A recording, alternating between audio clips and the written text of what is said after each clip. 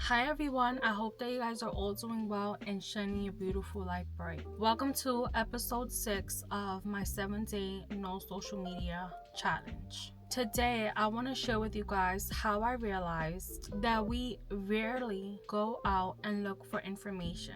Most of the time, we just take what's put in front of us. So what happens is that we passively consume rather than intentionally learn. When we passively consume prepackaged information, that bypasses the part of the brain that's responsible for critical thinking, which is the prefrontal cortex. And when we're not using our critical thinking part of the brain, what tends to happen is that we stop asking questions. So we just accept whatever's in front of us.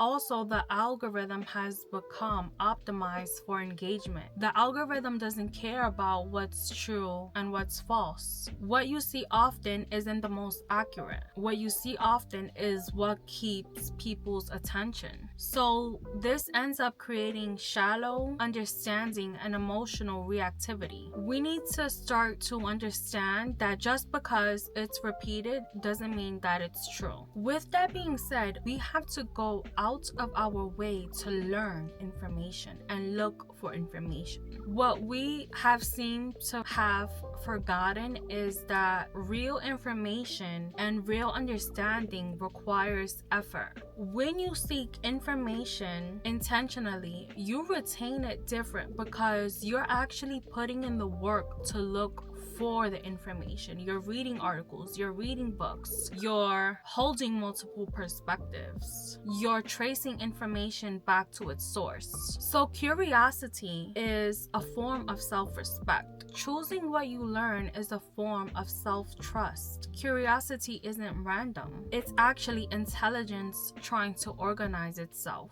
Following your curiosity builds discernment. And a lot of people don't know what discernment means. Discernment means the ability to carefully judge, evaluate, and distinguish between what's true, useful, and aligned with you, and what is not. More simply, it's knowing what to take in and what to question. It's the skill of not taking information for face value. So discernment basically means being able to slow down enough to decide what deserves your attention instead of allowing everything to have access to you. Discernment is guided by wisdom and not by impulse. It's clarity practiced with care. So when you follow your curiosity, you build discernment, and curiosity is basically your mind asking you to be taken seriously and actually look for things, actually answering the question that your mind has brought up. So this matters long term because